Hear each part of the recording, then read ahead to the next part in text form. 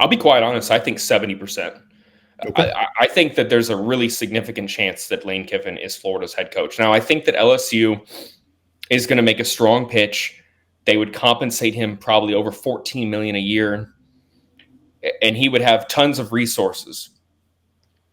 For him, I think he's seen, he's a guy who doesn't like to be told no. He wants to do things his own way, and there's certainly a conversation to be had about how much he has earned that. I think the situation at LSU, even if he's got respect for the new AD, the situation with how Brian Kelly's firing was handled, Yeah. the influence of the governor, and just maybe the culture in Baton Rouge compared to Gainesville would be issues, I think, working against LSU in their favor here. Now, I can't rule the Tigers out whatsoever. And I also want to pose, which no Florida fan wants to think about. We talk about all these personal connections to the city of Gainesville. Layla went to Buchholz High School.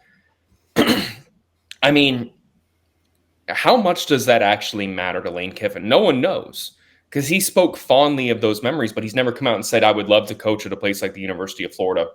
Mm-hmm. Sometimes when you have great memories in your 20s and your 30s, and I'm not that old yet, but I can imagine sometimes you just want to not mix business with pleasure. You want to not sully those old memories. I mean, going on a date with his ex-wife in Gainesville, Layla's connections, his son's affinity for Florida. Maybe you don't want to ruin those things or change those memories in any way. Maybe that is a situation here where he's always going to have great memories about the University of Florida, and he doesn't want to potentially create bad ones. Yeah, he could create some fantastic ones where he goes and has success at a place that was dear to him, that kind of feels like fate in a sense, where he's going on a date with his ex-wife, 30 years ago.